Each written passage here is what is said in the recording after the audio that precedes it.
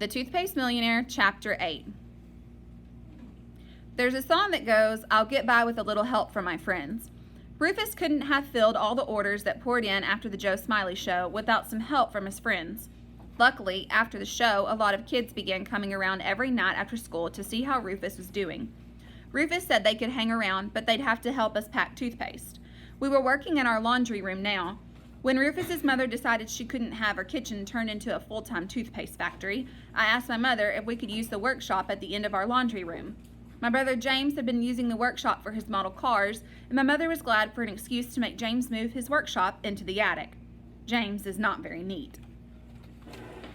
My father helped us build 2 long tables for the laundry room, and once Rufus and I got all the jars and supplies set up, the place really did look like a factory.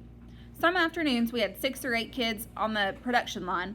Some of the kids were from school and some lived on my block, like Josie and Clem, the 2 girls from next door. Josie and Clem were at my house almost every night now. I guess they decided that if I was a friend of Rufus, I was okay. I was glad they were coming over so often, as Rufus and I were getting a little tired of washing so many jars. I never was crazy about washing dishes. "Hey Rufus," Josie said one night when she and I had washed about 200 jars. "What would you do if you had to pay us to wash all these jars for you?" "How about that, Rufus?" Clem said. "You couldn't sell that toothpaste for 3 cents if you had to pay us what we're worth." Rufus thought about that. "Well, I sure don't have enough profits to pay anybody yet," he said, "and I've got to use my first profits to buy more stuff to make more toothpaste. But I'll tell you what I will do. I'll give you all some stock in my company. At the end of the year, every stockholder will get a share of the year's profits." Clem thought Rufus was kidding, but he was serious. Rufus had this game called stock market. It's something like Monopoly. With every stock market game, you get these stock certificates that you can trade with other players. In Rufus's game, there were 1,000 shares of stock worth $100 a share. The certificates came in 1, 10, 50, and 100 shares. Rufus brought the stock certificates over to my house the next day to show us. "Here's how it will work," he said. "Anybody that puts in 100 hours helping me make toothpaste gets a share of stock worth $100, which will entitle him to a share of the company's profits. How much profit depends on how many shares of stock he owns."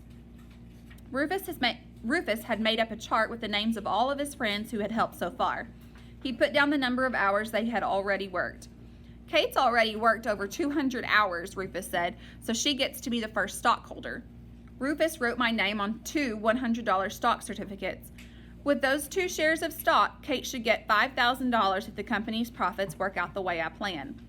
"$5,000?" I said. "Are you sure that's right, Rufus?" Rufus laughed. "We'll let Mr. Conti check it out tomorrow." And we did. "Kate McKinstry, would you please bring that note to me?"